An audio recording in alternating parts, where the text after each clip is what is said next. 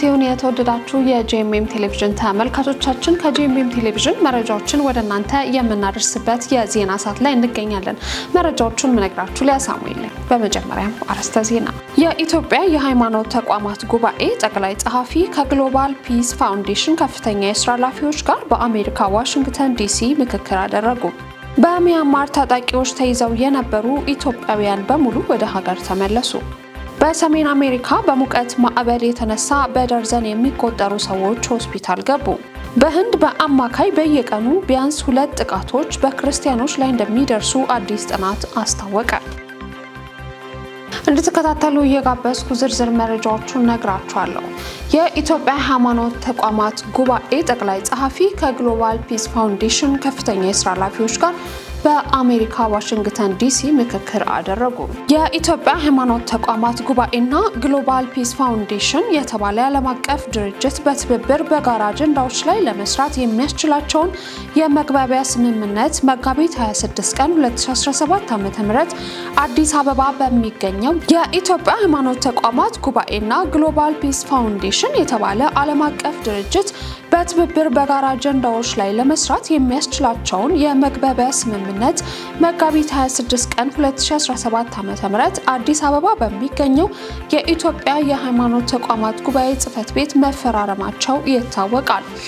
የተፈራረሙትም የመግባቢያ ሰነድ መነሻ በማድረግ በትላንትናው ዕለት በዋሽንግተን ዲሲ በሚገኘው የግሎባል ፒስ ፋውንዴሽን ሄድኳርተር ስምምነቱ ተግባራዊ ማድረግ በሚቻልበት ሁኔታና ቅድሚያ ተሰጥቷቸው ሊሰሩ በሚገባቸው አጀንዳዎች ዙሪያ የኢትዮጵያ ሃይማኖት ተቋማት ጉባኤ ጠቅላይ ጸሐፊ ሊቀ ትጉሃን ቀሲስ ታጋይ ታደለ፣ የግሎባል ፒስ ፋውንዴሽን ፕሬዝዳንት ክቡር ጂም ፍላሃን እና የግሎባል ፒስ ፋውንዴሽን የአሜሪካ አህጉር ተጠሪ የተከበሩ ዶክተር ካኒሳ ቺኒኢካ በተገኙበት ሰፊ ውይይት ተደርጓል። በውይይቱም በኢትዮጵያ ውስጥ ዓለም አቀፍና አህጉር አቀፍ የሰላም የአብሮነት እንዲሁም ግጭት መከላከልና መፍታት ላይ ትኩረት ያደረጉ ታላላቅ ጉባኤዎችን በቅርቡ በማካሄድ የሃይማኖትና የሰላም ተቋማት በምድራችን አስተማማኝና ዘላቂ ሰላም ለመገንባት እንዲሁም ለማጽናት ያደረጉት ያለውን ጥረት አጠናክረው እንዲቀጥሉ ማበረታታትና ማገዝ እንደሚገባ በመተማመን ወደ ትግበራ እንዲገባ ስምምነት ላይ ተደርሷል። መረጃው የኢትዮጵያ ሃይማኖት ተቋማት ጉባኤ የህዝብ ግንኙነት መምሪያ ነው። በሚያንማር ታጣቂዎች ተይዘው የነበሩ ኢትዮጵያውያን በሙሉ ወደ ሀገራቸው ተመልሰዋል። ከሚያንማር የሳይበር ወንጀል ካምፖች አምልጠው በታጣቂዎች እጅ ከወደቁት 751 ኢትዮጵያውያን መካከል የሆኑት የመጨረሻዎቹ 49 ተጎጂዎች ወደ ሀገር መግባታቸውን የወላጆች ኮሚቴ አስተባባሪና በታይላንድ የሚገኙ ምንጮች ተናግረዋል። ከወንጀል ካምፖቹ ማውጣት ያልቻሉ 42 ተጎጂዎች አሁንም በአስቸኳይ ሁኔታ ውስጥ ያሉ ሲሆን ከፎቅ ላይ ራሱን ወረወረ የተባለ አንድ ኢትዮጵያዊ ህይወት እንዳለፈም ተገልጿል። ወደ ሀገራቸው ተመልሰው የተጠናቀቁ ኢትዮጵያውያን ከየካቲት ወር አንስቶ ዲሞክራቲክ ካረን ቬኖለንት አርሚ እና በቦርደር ጋርድ ፎረስ በተባሉት የሚያንማር አማጽያን እጅ ነበሩ።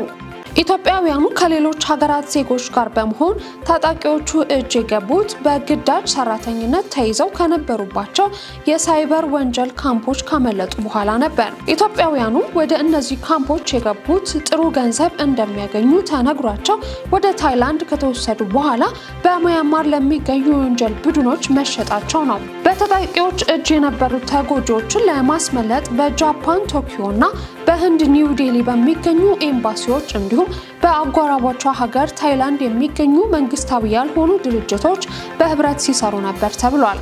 በሁለቱ ታጣቂ ቡድኖች እጅ የነበሩት 751 ኢትዮጵያውያን ወደ ሀገር መመለስ የተጀመረው ሚያዝያ ላይ የነበረ ሲሆን ባለፈው 2 ወር ገደማ ጊዜ ውስጥ ኢትዮጵያውያኑ በተለያዩ ቡድኖች እየተከፈሉ ከሚያንማር ወደ ታይላንድ ከተሻገሩ በኋላ ወደ አዲስ አበባ እንዲመሩ መደረጉን የተጎጂዎች ቤተሰቦች ኮሚቴ ሰብሳቢ ወይዘሮ አበበች ሲመል ለቢቢሲ ተናግረዋል። እየተከታተላችሁ ያላችሁት ከጄኤምኤም ቴሌቪዥን ወደናንተ እየደረሰ ያለው መረጃዎቻችን እና ወደ ውጭ መረጃ አልፋለሁ።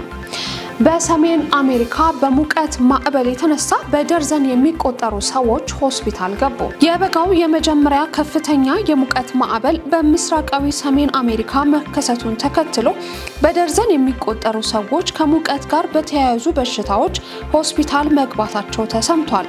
የአሜሪካ መገናኛ ብዙሃን እንደዘገቡት የከተማዋ ከንቲባ የአስቸኳይ ጊዜ አዋጅ ባወጁበት ወቅት ከ150 በላይ ሰዎች ሰኞ ዕለት በፓተርሰን ኒው ጀርሲ ከቤት ውጪ በነበረ የትምህርት ቤት የምረቃ ስነ ስርዓት ላይ ታመዋል።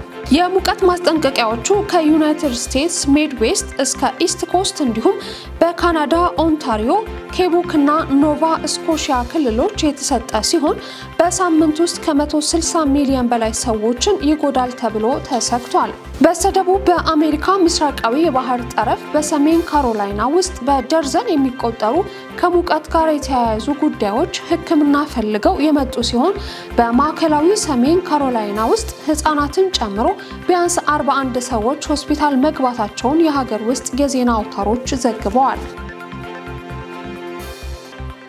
የኢራን ፓርላማ የኒውክሌር ትብብርን የሚያስቆም አዋጅ አጸደቀ። መንግስት ይህንን ህግ በመተግበር ከአቶሚክ ኢነርጂ ኤጀንሲ ጋር የሚያደርገውን ትብብር ሙሉ በሙሉ ማቆም አለበት ሲል የኢራን ፓርላማ ጠይቋል።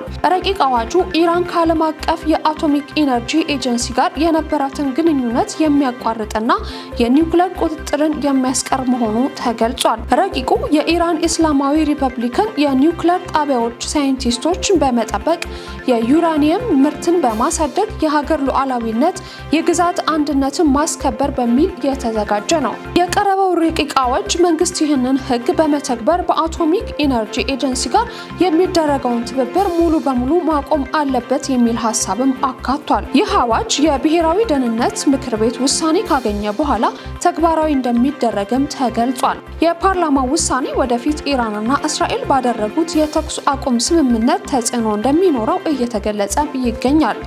ፓርላማው ከቀናት በፊት የዓለማችን ትልቁ የኃይል መተላለፊያ የሆርሙዝ ሰርጥ እንዲዘጋ ተመሳሳይ ውሳኔ አሳልፏል።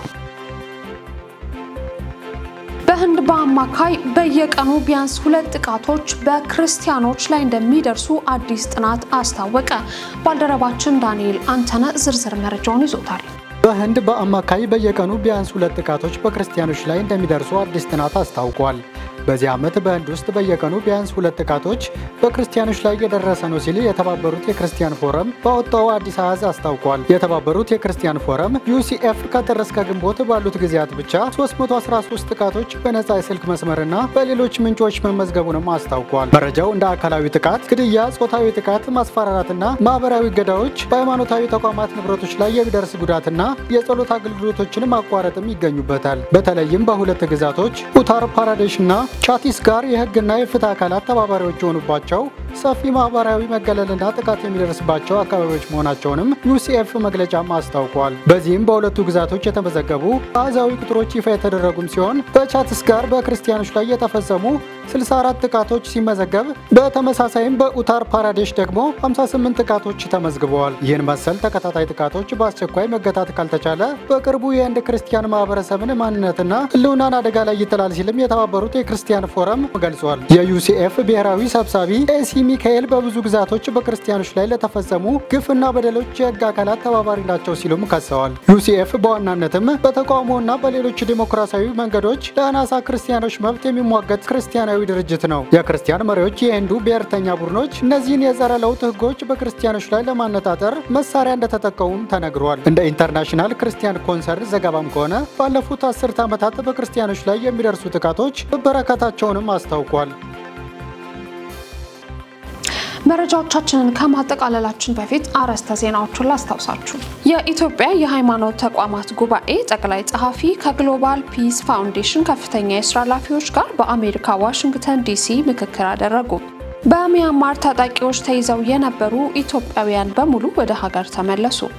በሰሜን አሜሪካ በሙቀት ማዕበል የተነሳ በደርዘን የሚቆጠሩ ሰዎች ሆስፒታል ገቡ። በህንድ በአማካይ በየቀኑ ቢያንስ 2 ጥቃቶች በክርስቲያኖች ላይ እንደሚደርሱ አዲስ ጥናት አስታወቀ። ለዛሬ ያዝነላችሁ መረጃዎች እነዚሁ ነበሩ ስለተከታተላችሁ እናመሰግናለን ያዘጋጁላችሁ ነፃነት ዋቁማና ዳንኤል አንተነ ከመላው የስቱዲዮ ባለሙያዎች ጋር በጋራ በመሆን ነበር ወደ እናንተ ያደረስኩት ሊያ ሳሙኤል ነኝ ሌሎች የጄኤምኤም ቴሌቪዥን ፕሮግራሞች ይቀጥላሉ መልካም ጊዜ